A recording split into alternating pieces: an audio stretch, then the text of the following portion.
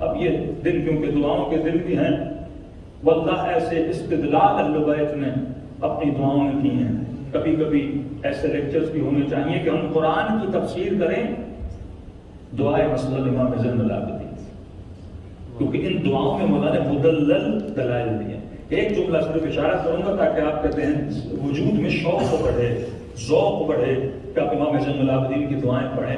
مثلا مولا کی دعا ہے، اسے مولا فرماتا ہے خدا تمہاری حمد ہے، تمہاری ثنا ہے۔ وہ خدا جو نظر نہیں آتا، امام فرماتا ہے وہ خدا، کیا اس طرح ترجمہ کروں کہ وہ خدا جسے دیکھنے سے آنکھیں عاجز ہیں۔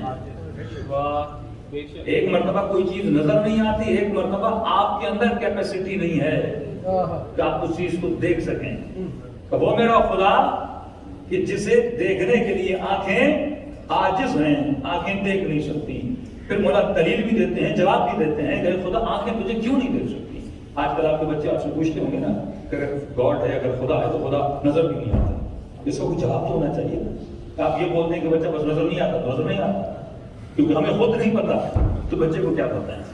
ہم نے خود اپنے خدا کے لیے اتنا نہیں سوچا، اس بچے کو یہاں تو بچے پوچھتے ہیں نا کہ اگر خدا ہے خدا ہے خدا ہے، اور یہ پوری زندگی علوم تجربی پڑھتا ہے، یعنی تب تک کسی چیز کو مانتا نہیں جب تک دیکھ نہ لے، جب تک اس کو ایکسپیرینس کر نہ لے تب تک چیزوں کو ماننے کے لیے تیار نہیں ہوتا۔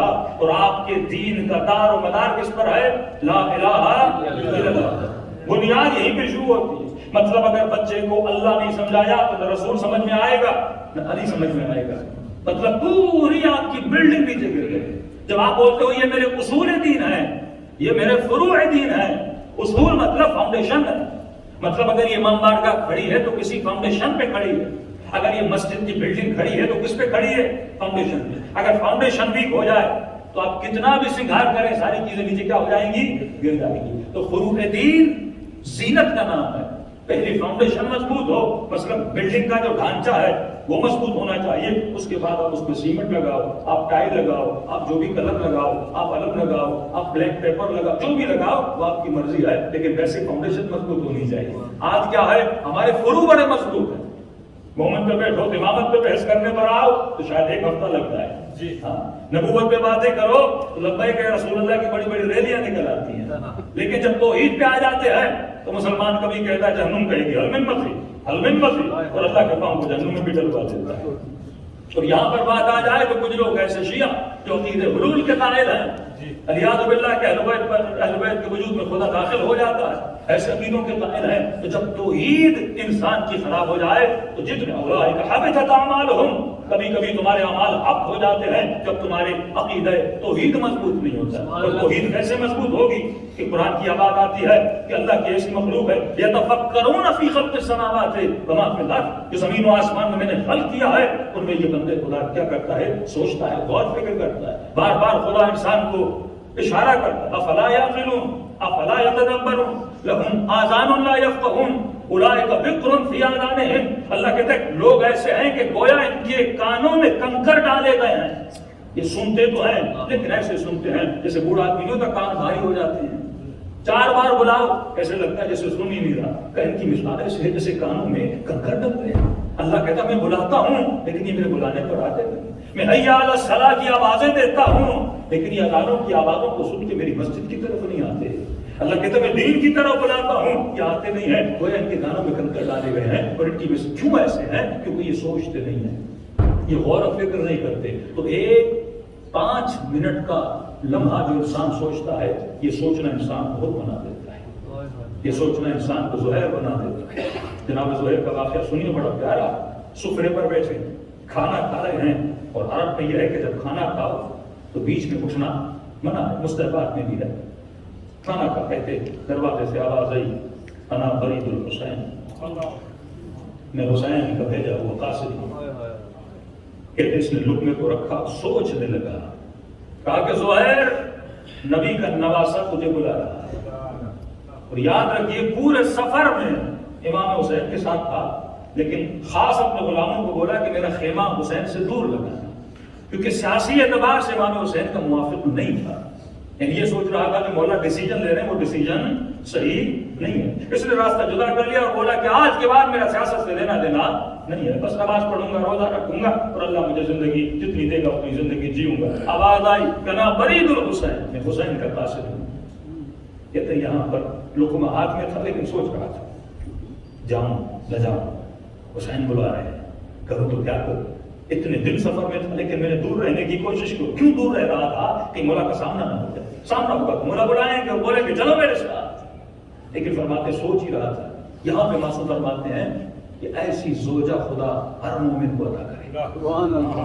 جب انسان ڈبل مائنڈڈ ہو جائے، اس وقت مجھے کس راہ پہ چلنا ہے، تو ویسی بیوی یہاں پہ کیا کرتی ہے؟ مدد کرتی ہے۔ پردے کے پیچھے آواز آئی سہیل وائے ہو تجھ پر، یہ سوچنے کا مقام ہے کہ نبی کا نواسا تجھے بلا رہا ہے اور تو سفرے پہ لقمہ رکھ کے سوچ رہا ہے کہ جاؤں کہ نہیں جاؤں۔ کہ وہ تیرا ڈیسیجن ہے جو تجھے کرنا ہے، لیکن جب بلاوا آئے نبی کے نواسے کا تو یہ ادب کے خلاف ہے کہ تو سفرے پہ بیٹھا رہے اور وہاں خیمے میں حسین تیرا انتظار کرتا رہے۔ بیوی نے اس کے سوئے ہوئے ضمیر کو جگایا۔ ضمیر ہر کسی کے اندر ہے لیکن کبھی کبھی یہ غفلت کی نیند میں سو جاتا ہے۔ وہاں سے اٹھا اور سیدھا خیمے حسین میں گیا۔ آج تک ہمیں تاریخ میں نہیں ملا کہ ان اور مولا حسین کے درمیان کیا کلام ہوا تھا، لیکن دیکھنے والے کہتے ہیں جب سہیل خیمے کے اندر گیا تھا تو چہرے کی رنگت اور تھی، لیکن جب خیمے سے باہر آیا تو چاند کی طرح اس کا چہرہ چمک رہا۔ اور ہم نے علماء اخلاق سے پوچھا ایسا امام حسین نے کیا کیا کہ سہیل یہاں سے وہاں پلٹ گئے؟ اور وہ بیوی جس نے بیدار کیا تھا واپس خیمے میں آتے ہیں اور کہتے ہیں میری زوجہ میں نے فیصلہ کر لیا ہے، اب زہیر سے طلاق لینا چاہتی ہو، میں طلاق دینے کے لیے تیار ہوں، یہ باغ یہ دولت یہ مال و منان سب تیرے لیے، لیکن میں نے فیصلہ کیا ہے اب جو بچی کچی زندگی ہے وہ حسین کی خدمت میں زندگی گزارنی ہے۔ ایک ہی کیریکٹر ہے، کھانا کھاتے وقت اور تھا اور حسین کے خیمے میں جاتے وقت اور تھا۔ تو یہ جو مسجد ہے، یہ جو امام بارگاہ ہے، یہ حسین کا خیمہ ہے۔ جب یہاں سے باہر تھے تو بندہ اور ہونا چاہیے، یہاں سے اٹھنے کے بعد بندہ اور ہونا چاہیے۔ اگر آنے کے بعد بھی اگر ہماری لائف میں بدلاؤ نہیں آ رہا، ہماری سوچ میں بدلاؤ نہیں آ رہا، تو جملہ سخت لیکن بولوں گا، تو پھر انسان کی مثال ایسے ہی ہے کہ کئی ایسے تھے جو کربلا میں جو حسین سے ملے لیکن بدلے نہیں، اور کئی ایسے تھے جو حسین کے قریب گئے اور زہیر بن گئے۔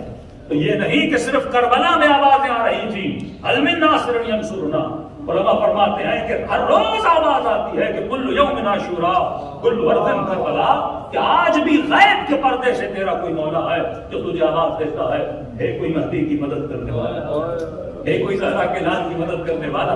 تو کوئی کہہ سکتا ہے مولا کی مدد کی کیا ضرورت ہے، کہ وہی جملہ ہے جو وہاں بھی بولتے ہیں کہ اللہ کو مدد کی کیا ضرورت ہے، تو اللہ بھی قرآن میں کہتا ہے نا من انصاری اللہ، کون ہے جو اللہ کی مدد کرے؟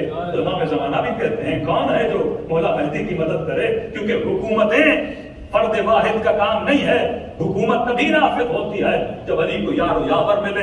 میرے چھٹے امام کا ہے نا کہ شیعہ مولا کتنے شیعہ ہیں آپ قیام کیوں نہیں کرتے؟ امام فرماتے ہیں اگر میرے پاس 27 ایسے ہوتے جیسے 72 میرے دادا حسین کے پاس تھے تو میں تلوار اٹھانے کے لیے تیار ہو جاتا۔ یہ عدد کی بڑی اہمیت ہے، جب تک 313 نہیں بنتے۔ کل میں نے ایک لفظ بولا تھا کہ شیعہ قوم کا نام ہے، شیعہ ملت کا نام ہے۔ اگر برمنگم میں شیعہ رہے یا لندن میں شیعہ رہے یا کسی بھی سٹی میں شیعہ رہے، جب اس سینٹر میں آتے ہیں کمیونٹی میں آتے ہیں یہ قوم کی مثال دیتے ہیں۔ قوم کا مطلب یہ ہوتا ہے جن کی عادتیں ایک ہوتی ہیں، جن کے اعمال ایک ہوتے ہیں۔ کیوں انفرادی اعمال کا اتنا ثواب نہیں جتنا اجتماعی اعمال کا ثواب ہے؟ آپ اکیلے نماز پڑھو گے اتنا ثواب نہیں ہے، لیکن جماعت کے ساتھ نماز پڑھتے ہو اس کا ثواب بہت زیادہ ہے۔ جماعت میں کیوں ثواب زیادہ ہے؟ کیونکہ وہاں پہ یونٹی پیدا ہو جاتی ہے، وہاں پہ پورا مجمع رکوع میں جاتا ہے، پورا مجمع سجدے میں جاتا ہے۔ اور شیطان انفرادی طاقتوں سے نہیں ڈرتا، وہ اگر ڈرتا ہے تو اجتماعی طاقتوں سے ڈرتا ہے۔ طاغوت اجتماعی طاقتوں سے ڈرتا ہے، تو جب مومن یونائٹ ہو جاتا ہے تو بھی میرے چھٹے امام کا سخت فرمان تھا، وہ فرماتے ہیں کہ اگر 3 دن گزر جائیں، مومن کی بات کر رہا ہوں، 3 دن گزر جائے اور مومن سے بات نہ کرے، اس پر اللہ اور علی کی لعنت پڑتی ہے۔ 3 دن 3 days گزر جائیں، مومن سے بات نہ کرے، اعتراض کیا اس نے، کہا مولا غلطی میری نہیں، غلطی اس کی ہے، لعنت مجھ پہ آئے گی؟ کہا آئے گی۔ کہا مولا اس لعنت کو ہٹانا چاہتا ہوں۔ امام نے فرمایا اس کے دروازے پہ چلا جا اور بولا اے میرے پیارے مومن، اگر میری غلطی ہے تو مجھے معاف کر دے، اگر تیری غلطی ہے میں نے تجھے معاف کر دیا۔ اس کے بعد اس کے گھر سے واپس آ جا، اب اس کی مرضی وہ معاف کرے نہ کرے، لعنت کی تلوار تیرے سر سے اٹھ جاتی ہے، اس کے سر پہ واقع رہتی ہے۔ کہ صرف اتنا نہیں، واللہ کریم ہے، تم نے اس کی ذات کی خاطر اپنی ذات کا کمپرومائز کیا۔ اس نے تجھے گالیاں دی تھی، اس نے تجھے برا بھلا کہا تھا، اس نے تیری بیٹی کے ساتھ برا کیا تھا، اس نے تیرے بیٹے کے ساتھ برا کیا تھا، اس نے تیرا مال کھایا تھا، یہ سب کچھ کہا ہے کہ میں ہے، اس نے تیرے ساتھ برا کیا تھا، لیکن تو نے اللہ کی خاطر اپنی ذات کو مٹایا اور اللہ کی محبت میں اس کے دروازے پہ چلا گیا۔ پر میں اس کے گھر سے لے کر اپنے گھر تک ہر جو قدم تو اٹھاتا ہے، اللہ 70 نیکیاں تیرے اعمال میں لکھتا ہے، 70 برائیاں تیرے نام اعمال سے مٹاتا ہے۔ اور صرف اتنا نہیں، پر میں اس رات اپنے گھر میں پہنچے اور رات کو سو جائے اور اگر تیری روح بدن سے قبض کر دی جائے، گویا تو اس رات مر جائے، تو اللہ کہے گا لکھو اس کے نام اعمال میں یہ عام موت نہیں میرا، یہ شہید ہوگا۔ تو معیار جو دوستی کا معیار ہے، محبت کا معیار ہے، وہ کیا ہے؟ ذات پروردگار عالم ہے۔